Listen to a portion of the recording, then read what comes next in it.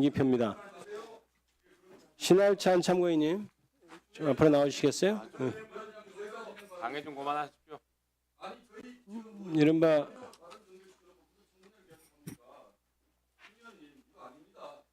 저는 위원장님의 회의 진행에 그대로 잘 따르고 있습니다. 저한테 얘기하지 마시고.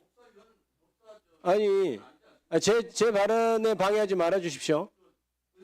신동욱 의원님 지금 이미 발언 진행 중인데 이미 그러세요. 김기표 의원이 발언을 하고 계십니다. 발언을 방해하시면 청문회 방해 행위로 고발당할 수 있습니다.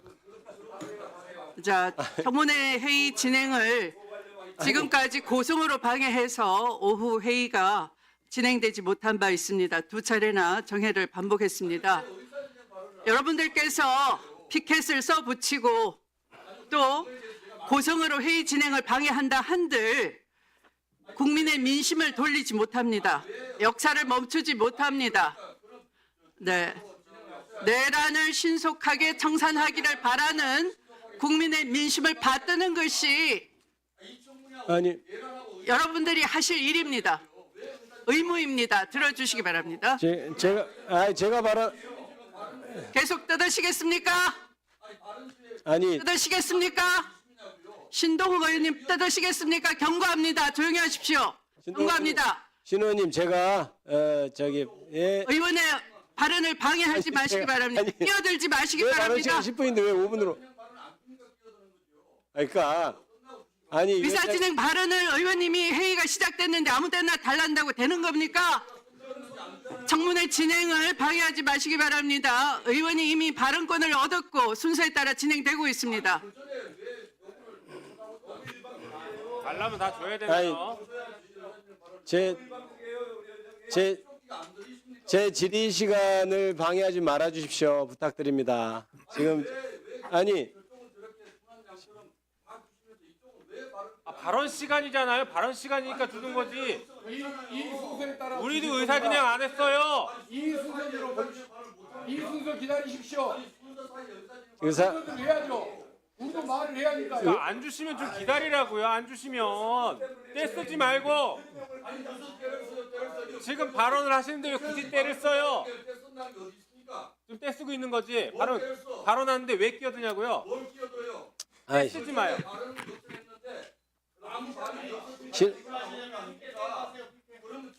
신 의원님 제가 질의 시간이니까요. 제가 10분 보장된 시간을 왜 5분만 쓰겠습니까? 기다리십시오. 제가 10분 질의하고 의사진행 발언 신청 한번 해보십시오. 제 질의 시간입니다. 신할찬 변호사님이시죠? 네. 형사 사건을 많이 하시죠? 네, 그렇습니다. 주로 이제 형사 전문 변호사로 이렇게 알려져 있나요? 네, 맞습니다. 그래서 몇 가지 좀 묻겠습니다. 김용 전 부원장 사건, 전 민주연구원 부원장 사건 있잖아요. 네. 그거에도 공판에도 관여했습니까? 네, 관여했습니다. 1심부터 2심까지 전부. 여러 가지 지금 문제가 되는 것이 있는데 그 중에 뭐 한 가지 좀 제가 좀 확인을 해보겠습니다. 네. 저희들은 이제 정치검찰 조작기소 특별위원회에서 이 사건도 조작기소된 사건이라고 규정을 하고 여러 가지에 대해서 확인을 하고 있는 중입니다. 여러 가지가 있지만 그 중에서도 이제 이 사건은 기본적으로 뭐 여러 가지 공수사실 중에 뭐 하나를 간단히 얘기하자면 정치자금법 위반 사건의 같은 경우에 물론 뇌물이왕 2013년 사건도 유동규가 결국은 돈을 존니 많이 하는 그런 사건인데 저는 이 사건의 실체는 유동규가 김용 전 부원장이나 정진상 전 실장에 대해서 돈을 줬다고 진술하고 있지만 그 진술은 허위이고 어떻게 보면 검찰이 짠 시나리오에 따라 거기에 맞춰서 진술한 것에 불과하다라고 생각하고 역사적으로는 없는 사실이다. 저는 그렇게 확신하고 있는 사건입니다. 그런데 그렇게 보면 유동규가 과연 줬다고 하는 진술을 믿을 수 있겠느냐. 이게 가장 관건이 되겠죠. 네, 맞습니다. 그 사건 수사 기록 보셨습니까? 네, 전부 보았습니다. 그 수사 기록을 보시면 돈이 복잡하게 만들어지죠. 남욱으로부터 뭐 정민용이라는 사람도 등장하고 이렇게 해서 유동규에까지 돈이 가고 거기서 이제 유동규가 내가 김용 전 부원장한테 줬다 이 진술이 이제 있는 사건인데 실제 수사 기록은 대부분은 남욱이라는 사람부터 유동규까지 돈이 흘러간 거 그 부분에 다 할애돼 있죠. 그걸 네, 맞습니다. 분량이 좀 어떻게 돼 있던가요? 총 정치자금법 위반 사건 10여 건이 있고 추가 증거 기록까지 합치면 근 20건 정도 되는 기록 중에 대부분은 진술 증거를 제외하면 돈이 어떻게 마련되어 남욱을 통해 유동규로 흘러간 내용 그리고 그 외에 그 김용 전 부원장이 당시 시의원으로서 한 입법에 관련된 내용 이런 내용들로 구성되어 있습니다. 그렇죠. 그러니까 결국 중요한 것은 뭐 돈을 만들어 줬다고 하는 사람들끼리 돈이 어떻게 만들어졌는지 뭐 그거는 사실 알 바 아니죠. 유동규가 과연 김용 전 부원장에게 돈을 줬느냐 이 부분이 가장 중요한 핵심이 되겠죠. 맞습니까? 네, 맞습니다. 그러면 다른 객관적인 물증은 없는 상태에서 유동규라는 사람이 김용 전 부원장한테 돈을 줬다라고 하면 그 사람의 신빙성이 가장 중요한 관건이 되겠죠. 네, 그렇습니다. 그 신빙성을 따지는 수사 과정 중에 어떤 게 있냐면 이런 게 있습니다. 유동규가 남욱이라는 사람으로부터 받은 돈을 들고 집에 들어가니까 사실혼 관계에 있는 사실은 이제 정식으로 혼인신고를 안 했으니까 사실혼이라고 제가 표현하는 겁니다. 사실혼 배우자가 뭔 돈을 이렇게 뭐 가져오느냐 정치하는데 어떻느냐 뭐 돈이 드니 많이 하는 말을 했다고 유동규가 검찰에 진술을 했었죠. 네, 맞습니다. 그래서 그 부분에 대해서 확인을 하기 위해서 박모라고 하는 유동규의 사실혼 배우자를 검찰에서 불렀죠. 네. 그때 조사가 어떻게 되는지 좀 자세히 좀 설명해 주실 수 있습니까?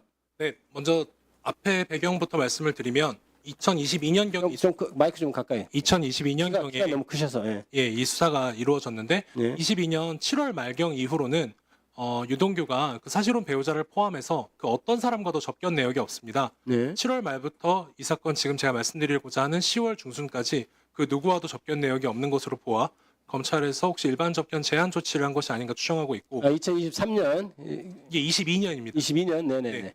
그러다가 2022년 10월 13일에 증거 기록상 조서에는 각자 따로 부른 것으로 되어 있고 증거 기록상 그 각 조서도 상당히 멀리 배치돼 있어서 쉽사리 찾아보기 어렵긴 하지만 2022년 10월 13일 오전경에 서울중앙지방검찰청 601호 검사실로 오전에 유동규 그리고 그 박모 씨를 함께 소환한 내역이 있습니다.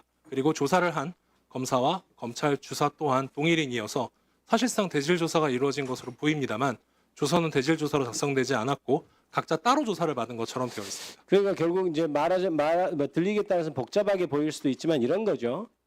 유동규가 하는 말이 맞느냐라는 걸 확인하기 위해서 사실혼 배우자를 불렀는데 그 사람 불러서 조사할 때는 당연히 유동규와 분리된 장소에서 정확히 물어봐야 되는데 불구하고 나중에 조서를 확인해 보니까 각각 조서가 편철된 거를 보니까 멀리 떨어져 있어서 다른 날 다른 장소에서 조사한 것처럼 돼 있지만 실제 시간 순서대로 배열해 보니까 같은 날 같은 장소에서 그 같은 방에서 한쪽에서는 유동규가 한쪽에서는 그 사실혼 배우자가 조사를 받았다 이렇게 돼 있다는 내용이죠. 네, 맞습니다. 그러면 그게 대질 조서라고 돼 있던가요? 보통 같은 장소에서 조사를 받으면 대질 조서를 작성해야 하잖아요.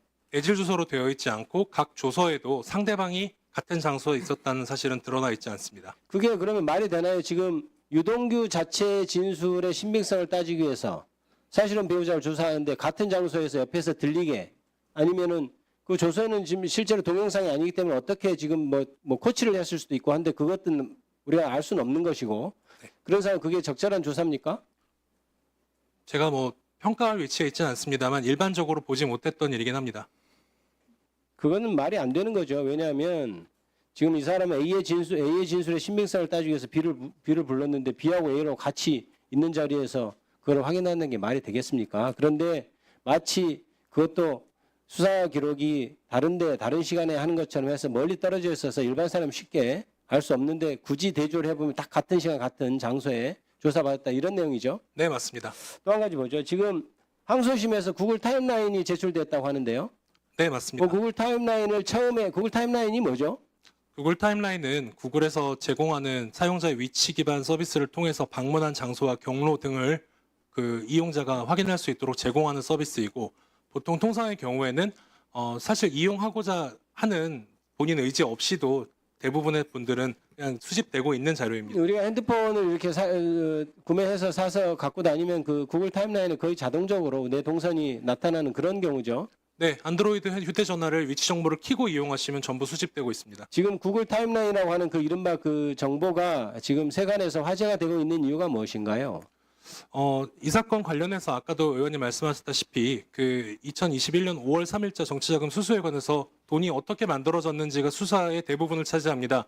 그 수사 결과에 따르면 유동규가 김용 전 부원장에게 정치자금이라고 하는 돈을 전달할 수 있는 날짜는 2021년 5월 3일 유일하고 이를 통해서 검찰도 사실상 그 날짜로 특정을 했고 1심과 지금 현재 항소심 법원, 그러니까 상고심이니까 원심 법원도 마찬가지로 2021년 5월 3일을 범죄일로 특정하였습니다. 그런데 2021년 5월 3일 해당 시간대에는 김용 전 부원장이 자택 방향으로 서울로 귀가하고 있었고 따라서 유동규가 당시에 운영하고 있던 유원홀딩스라고 하는 사무실에 방문한 내역이 없다는 내용이 있어서 사실상 부재 증거, 소위 알리바이로서 증거로 제출한 것입니다. 이런 거죠. 그러니까 유동규라는 사람이 김용 전 부원장한테 돈을 줬다는 1억 원을 줬다는 날짜를 처음에 검찰은 2021년 4월경 이렇게 공소사실을 적시했는데 나중에 이제 재판하는 과정에서 날씨도 따져보고 진술자들하고 맞춰보니까 도저히 나오는 날짜가 5월 3일밖에 없어가지고 1심에서 5월 3일로 특정을 했는데 결국 나중에 구글 타임라인이라는 것을 보니 5월 3일에는 김용 전 부원장이 유동규가 돈을 줬다고 하는 장소에 전혀 나타나지 않았다. 이 점이 드러난 것이죠. 네, 맞습니다. 그거에 대해서 만약 구글 타임라인이 그게 외부에서 조작하거나 이렇게 할 가능성은 있습니까? 제가 2023년 6월 4일에 김용 전 부원장 자택에 직접 방문하여 처음 구글 타임라인을 열어보자라고 말씀드린 다음 그 자리에서 그 구글 계정으로 로그인해서 확인한 자료이기 때문에 조작을 하는 것은 불가능했습니다. 제가 조작한다고 하더라도 그 조작 내역은 방문 장소 등 서비스를 제공되는 내역이지 사실 그 구글이 위치 정보 등 이용 내역을 알려주는 서비스 자체가 중요한 것이 아니라 그 위치를 어떻게 수집했는지가 중요한 것인데 그 부분은 위조가 특히 변조가 불가능하다고 상소심 재판 과정에서 세 차례 감정을 통해서 확정하였습니다. 이미 김용 전 부원장이 구속돼서 재판을 받고 1심에서 보석으로 풀려난 이후에야 비로소 구글 타임라인을 지금 신 변호사님이 처음 접속해서 봤다는 얘기인가요? 예, 구속 중이었기 때문에 그전에는 접속하는 게 불가능했고 혹시 증거 오염 우려가 있어서 그런 생각을 갖고 있었지만 접속을 하지는 못했다. 구속돼 있었을 때는 뭐 아이디나 비밀번호를 모르기 때문에 네, 접속을 할 수 없었고 보석돼서 나온 후에 처음 접속했다는 얘기죠. 네, 맞습니다. 예, 이 정도로 하고 다음 보충 질의하겠습니다.